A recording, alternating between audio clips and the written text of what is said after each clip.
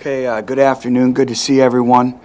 We always speak about, inches make the difference in the game of football. You're fighting for those inches, and really you're fighting for those blades of grass, which we speak to our football team all the time. And I think last week's football game was great evidence that 4 to 6 plays can be the difference between winning and losing, and you never know what 4 to 6 plays are going to be as the game continues to work itself out. But there were a number of plays that not one single play cost us the football game, but it's, I think, an accumulation, a cumulative effect as you continue to move forward. We talk about playing winning football.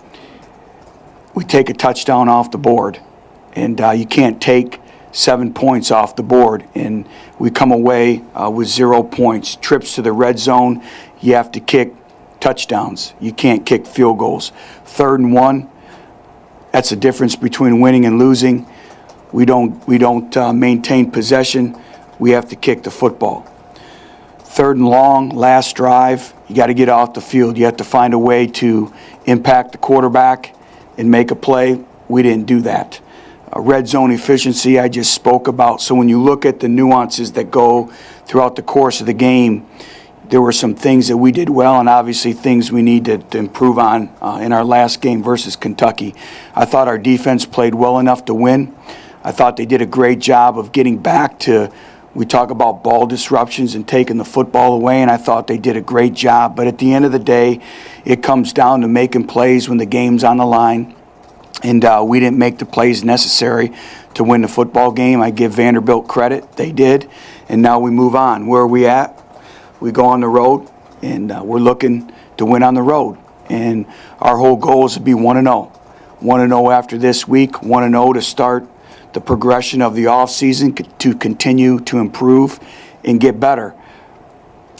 Kentucky's a very talented football team in terms of team speed. They're going to challenge us defensively at getting the ball out in the perimeter. Another athletic running quarterback. Defensively, big, strong, physical up front. Their defensive front play a lot of man coverage. And again, we have to prove that we can go on the road and win football games, and there's a lot to play for. And I think our players understand that. The great thing is watching their body language yesterday. Everyone was in the building. Everyone was watching film. So I'm excited to see their temperament and their demeanor today, but we're still playing for a lot, and we're working to be 1-0 this week and carry that momentum into the offseason. So I'll answer any questions you may have. Specifically, with the bowl bid out of reach, what do you use as the motivation, that road game, getting that road streak on? Well, first of all, if you're a competitor, it's another opportunity to compete. We always talk about competitive character in our football program. So that's first and foremost. You're representing the University of Tennessee. It's another opportunity. For our younger players, it's another opportunity to continue to put their football identity and their football resume on film as we continue to build this football program and move forward. It's a last opportunity for our seniors of ever representing the University of Tennessee. So there's a lot of things at stake Saturday night. I know that the offensive issues went beyond just Josh, but is there any thought going forward of giving Nate Peterman a chance to work some plays in the final game? Josh Dobbs will be our starting quarterback. And I think Josh has continued to progress. I thought Saturday he showed his age a little bit. He rushed his progressions. He had done a great job of going from, A to B to C or 1 to 2 to 3, and everything was kind of happening very fast for him. So, I thought he showed a little bit of his age Saturday night. But again, Josh has already been in, and that's the maturation phase of a young quarterback playing. What's your offense, I think, has 3 touchdowns in the last 4 games. What's kind of been the reason for kind of the slide and some of the problems there? Well, I think it's not one area. I think it's a combination of a lot of areas. First of all, I just spoke about it, red zone efficiency. We have to score touchdowns in the red zone. I think it's critical mistakes at critical points in the game, whether it's, illegal procedure, a drop pass, a misread, negative yardage football play, and all those things start a snowball effect. So I think it's been a combination of a lot of little things, and as we all know, the little things add up to the big things. Do you see any difference in Bob's confidence level now versus maybe when first? No, he's a very poised young man. Coach, you talked about the seniors, and one of those seniors, Daniel Hood, was in here very emotional after the game on Saturday, talking about you and how Tennessee finally had the right guy. What does it mean to hear that from a fifth-year senior, somebody who's been through so much and got that buy-in that you talked about? Well, first of all, Daniel Hood has given this football program everything and more so than what he has. And he has great character, he's competitive, and he has an affinity for the University of Tennessee in this football program. He's been a tremendous resource for me coming in here, and he's been a great spokesperson for our senior class and in our entire football team. And, you know, they've been through a lot, and that's why, you know, when I sat in here Saturday night, I was disappointed and I hurt for them because they have been through so much. But again, we have one more opportunity left as Team 117 as a football family, and then we're moving on to the next year. So he's brought so much, but, you know, I think when it comes from him, it's credibility, and he's been a great, I think, illustration to our younger players about the buy-in and what you need to do, and understanding that, you know, greatness, you know, being good to being great, you have to do things outside. You have to do it on your own. You know, you have to come in and you have to do the extra. You know, working your hand strength, one-on-one pass rush, working the sled on your own. When practice is over with, the great players go over and they do the extras. They work on their craft. To be a great football player, you have to constantly work on your craft, and not only on the field, but off the field, in the classroom, studying film, having the FBI that we talk about on a day-to-day basis, the football intelligence that's associated with playing the game. And to be great, you have to do that stuff. You have to work the game on your own. And so those are all great points as we continue to grow and build our football program. You talk about the process a lot. You have one game really to the end of, I guess, the process for the year.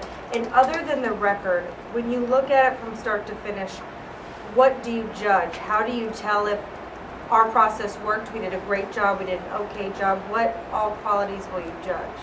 Well, I think that's a great question when you ask that, because, you know, everyone looks at the win-loss record, and I say it every week, is as the caretaker of Tennessee football, you have to step aside, and everyone hurts, and everyone's emotional, and everyone has scars. And, you know, we do as coaches as well. When you invest so much in your players, in your football program, in winning, a lot goes into it. But I have to be able to step back, take the emotional side out of it, and look at the progression from December to where we're at right now. I see tremendous, tremendous strides. From the mentality of our football team, to the energy, to the work ethic, to all the demands that we've placed upon them, our style of play, the standard, the expectation. And that all means for people who don't play sports, they don't get that. They just think you roll the footballs out and you play on Saturday. But the individuals that are in the battle every day and understand the sport, they understand there's a lot of things that go into it, and you're molding the mindset of 17 to 22-year-old individuals. And that standard of excellence by which we're going to abide by in the classroom, on the field, that's in place. And I said in August, you know, we need to get to a bowl game, but success isn't totally measured in that. It's after year one, we have to make sure the standard, the foundation, and everything is in place to continue to move forward. And I do believe that that's in place. Do we have a lot of work to do? Absolutely. I say it every week. But I see the progress, and sometimes it's not measured in wins, but I see it every day. Butch, 2 years ago, this program went up to Kentucky with a bowl game on the line or in the balance, and they laid an egg. And all those things you talked about a few minutes ago about motivation and competitiveness, how difficult is that for a head coach when you're at this point in the season? And what do you do this week to maybe not let that happen again, or reinforce the competitive edge that you need to go up there and win? Well, it's a consistency in your approach each and every day. You know, things aren't changing. Our standard of excellence is not changing. How we prepare, the mental effort, the mental intensity that it takes on a week-to-week basis, that never wavers. And you rely on your seniors, and you rely on your leadership, and you rely on your pride. And we are playing for a lot. And we're playing for our seniors as well. So there is a lot at stake. And, you know, this game, you never take this great game for granted. You never take playing at the University of Tennessee for granted. I keep saying it, it's an honor and a privilege to play here. So it's another opportunity. It's the last opportunity. Our life expectancy of Team 117 is down to so many days. And we have one more opportunity as a football team, and then there'll never be another Team 117. So there is a lot to play for, and that's something that we'll continue to talk about. But if you have individuals who have competitive greatness that love to compete, it doesn't matter the circumstances. You compete each and every day. Progressing, we'll know more a little bit later today. He's day-to-day, and I'll know more as the week progresses. But right now, he's listed as day-to-day. Butch, after watching the film and Josh Dobbs making those 2 early interceptions, do you guys think y'all went maybe a little too conservative with his passing after those 2 interceptions? Well, when you start off and you have 2 interceptions, that kind of now forces you to come back a little bit. And I think more so than that, we never really established a rhythm in our throw game. And everyone wants to point to Josh with the interceptions, and he's the quarterback, and you take full responsibility and accountability for that. But it was the other players around him. You know, we run a curl route, and our wide receiver slips and falls, and that's why the ball was intercepted. You know, but everyone just looks at the interception. So I always say, you know, quarterback, praise and blame, it's all the same. And I think that's a great indication is the other players around him. I said it Saturday night when we lost Marquez, a big chunk of our offense was removed. And it's up to the receivers and the running backs and the tight ends to paint clear pictures for the quarterback. On a scramble drill, our receiver's supposed to come downhill at an angle. He didn't come downhill at an angle. Yeah, he has to throw the football away and learn to play another down, and sometimes 4th down's a great play because it's the only play, and you play field position because we knew it would be a field position game. So I think it's everyone also around him that's responsible for his performance. But after the game, Juwan James said he went to each player in the locker to shake their hand and to tell them, look, the season's not over, still got another game to go, don't mope around. What does that say about Juwan James? Says everything. You know, high character individual. Football means everything to him. This football team means everything to him. And, you know, we talked about Daniel Hood a little earlier. He's been another great spokesman. He holds court at training table and lectures to everyone about the mistakes that he made early in his career, from the weight room, you know, to that standard of performance of continue, you know, your body's your weapon, you know, of improving your strength and telling stories about his career and, you know, talking about, man, I wish I had another year or 2 in this football program. And when the younger players hear that, that helps everyone else.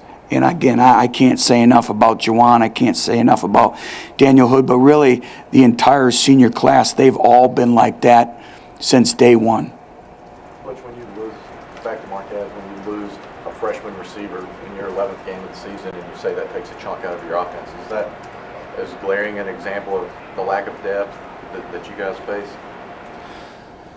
Well, I haven't hidden from the question about our lack of depth, and it is what it is. I'm a realist, and that's an issue that we have to get corrected in the recruiting process. We have to recruit our way out of our depth issues, and you do it through developing your current players, but also going out in the recruitment process, and that's an area that we have to continue to grow and develop with our younger players inside our football program right now, but we also need to add to the competitive nature and structure of not just the receiver position, but every position, and recruiting is very, very critical as we move forward, but that's a critical element. You know, the thing when you talk about the lack of production and points the last few weeks, I go back to the same issues we had early in the year as big plays.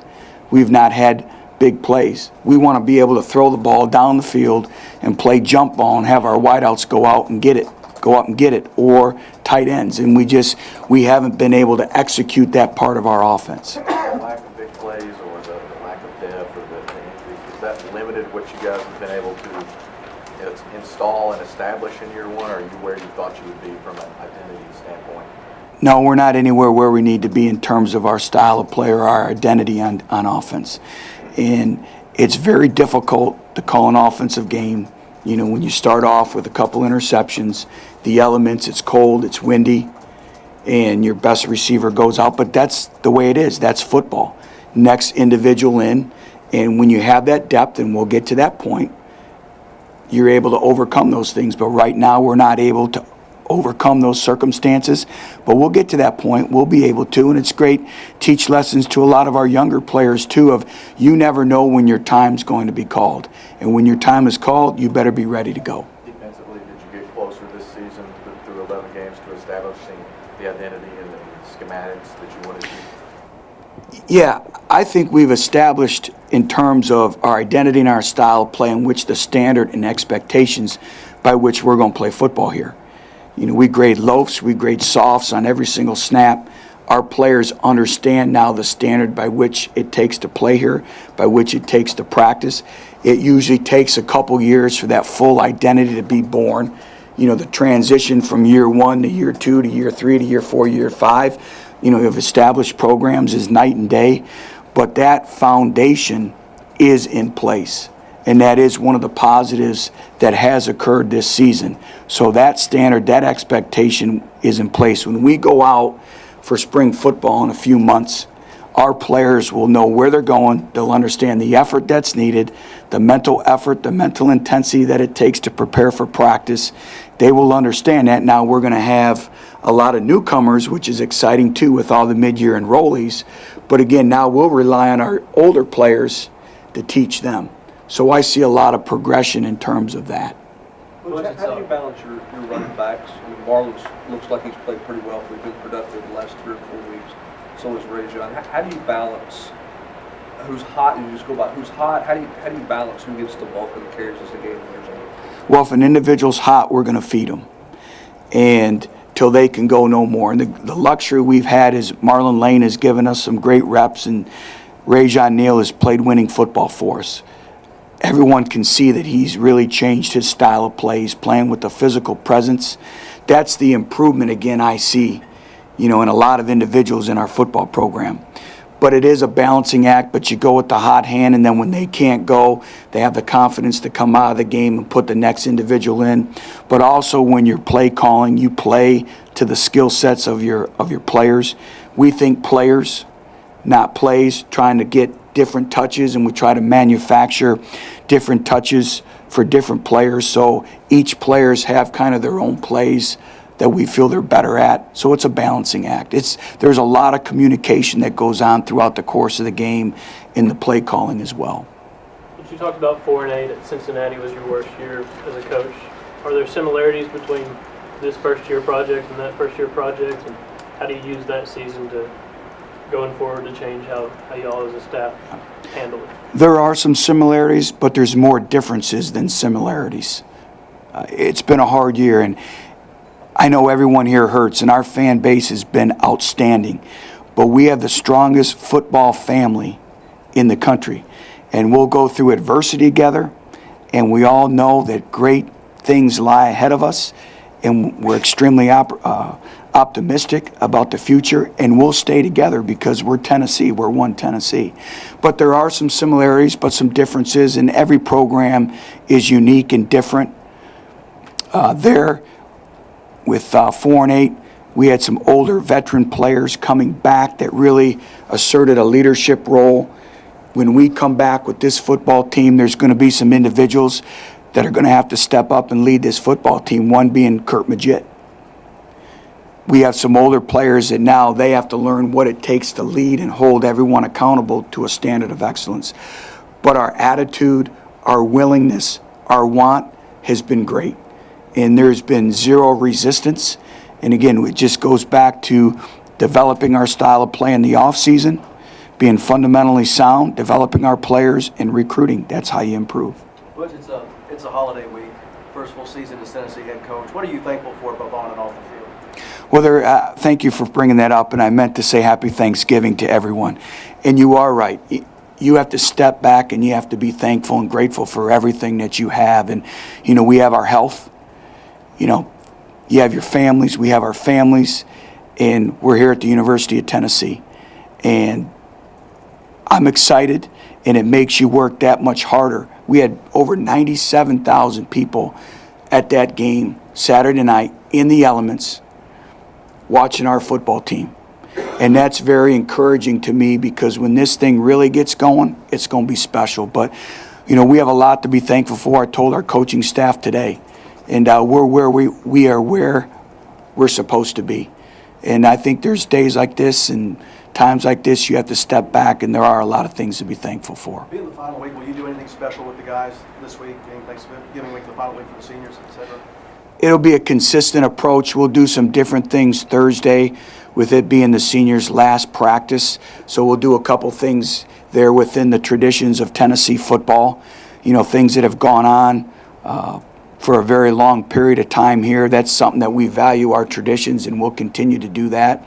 We'll eat Thanksgiving Day dinner Wednesday night as a football family. We'll move practice up on Thursday, but pretty much the week in and of itself will stay the same. You had 4 sacks in that South Carolina game. The sack totals we've had 1 since. I mean, what's caused that downturn, and how much of an emphasis is that going to be moving forward? We're going into next season to upgrade that. It's always an emphasis. It's all about impacting the quarterback. That's what it's all about.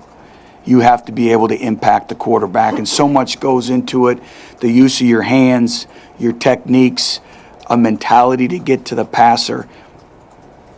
And that's something that, in order to win football games, we had that opportunity at the end of the drive, and we weren't able to do that. And that's something that's always a point of emphasis, and we just need to continue to work on it and get better and better with it.